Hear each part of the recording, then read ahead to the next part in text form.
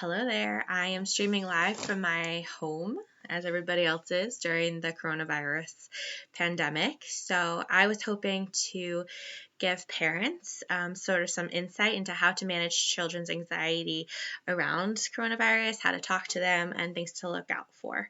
So the first thing that I wanted to talk about a little bit is that, like we know, not all children respond to stress in the same way. So there are lots of different things that we can look out for, some different symptoms, and these symptoms could be things like excessive worrying. You hear them talking in sort of a sad language, acting out behaviors, maybe difficulty with performance. So maybe you have given them some academic task and they're showing a lot of resistance. Headaches and body pains, we call these sort of somatic manifestations, symptoms that happen in the body. Different unhealthy eating and sleeping behaviors. And returning to behaviors that they've outgrown. So a lot of kids might return to behaviors like having accidents or bedwetting or these kinds of things, or excessive crying. These sort of behaviors are just things that we want to tune into with our kids that we see. So there are a lot of things that we can do to support our kids. I think it's important to remember that kids are very intuitive, and so hiding what's going on is never going to work and almost always going to backfire. So taking the time to talk with your child about what's going on and using language that the teen can understand, the child can understand. It's also important to reassure them that they're safe. And if they're feeling upset, share your own stress too. Say, yeah, like I am also feeling sort of this sort of way. I'm also feeling anxious. So it's normal. This is completely normal. You're not strange or odd or different for feeling this way. This is what we're expecting you to feel in the middle of a pandemic. Also be careful with over share of information. While we definitely want to make a space to have this conversation and make sure that we're open and available to them and their emotions, they're small. Children are much younger than us in developmentally, obviously, but also cognitively. So that means that we can only expect so much of them and their anxious responses. So they may misinterpret what they hear and become frightened about things that they don't understand. So making space for the conversation, but not overdoing it, and only exposing them to the social media that we need to expose them to. Try to keep a regular routine if possible. So this means sort of keeping bedtime at the same time or nap times at the same time. Schools are going to be closed for a pretty long time. We don't know exactly how long, some till the end of the school year.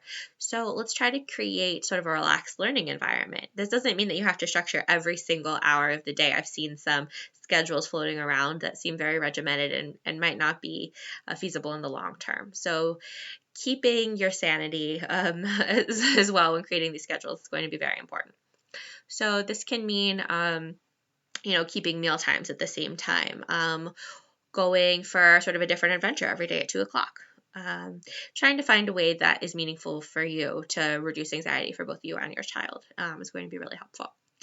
Also, be gentle with yourselves. So as parents, we pour ourselves into our children, making sure that they're academically on par. A lot of us are scared that our children are going to fall behind academically. This is going to be very unlikely if you're attending to your child in sort of a basic way. Making sure that you are attending to their emotional well-being is critical right now. And giving them lots of opportunity to take breaks and outings and time with nature. You're still allowed to go outside and take your dogs for a walk. Just stay away from other people as much as possible, avoiding playgrounds and big groups larger than 5 or 10 people. All very important when we're trying to abide by social distancing, but this doesn't mean that we have to keep away from parks at large. It's great to go outside and try to get some fresh air. Just stay away from the playground itself. Also be a role model. So what does this mean? This means you need to take breaks for yourself. This means that you're sort of modeling what it means to take care of yourself, eating well, sleeping, exercising, and connecting with other people too. So social distancing potentially might be a misnomer. We want to distance ourselves physically, absolutely. But with regard to being socially distant, that's not what we want. We want to be connecting with other people just virtually or from afar. As much as we possibly can. So other sort of talking points that I think are important is to be reassuring when we're talking to our kids and dealing with our own anxiety. So if you, as a parent, are going through a lot of anxiety, if a lot of changes have happened for you as a parent, making sure that you're dealing with your anxiety through all of this is very important. So if you notice that you're feeling anxious, just make sure that you're taking the time to calm down before answering your child's questions, and feel free to reach out for counseling for yourself if you feel overwhelmed or not sure what to say. And then lastly, just take cues from your own child. So you don't want to encourage frightening fear fantasies for them, right? You want to be prepared to answer questions. So just take the time to write down sort of answers that you think might be helpful for your child at their developmental level, so that you're prepared when they come and talk to you. And then my very last point is just keep talking. Make sure we're talking to our kids, even about things that are not coronavirus related, and talking to other people.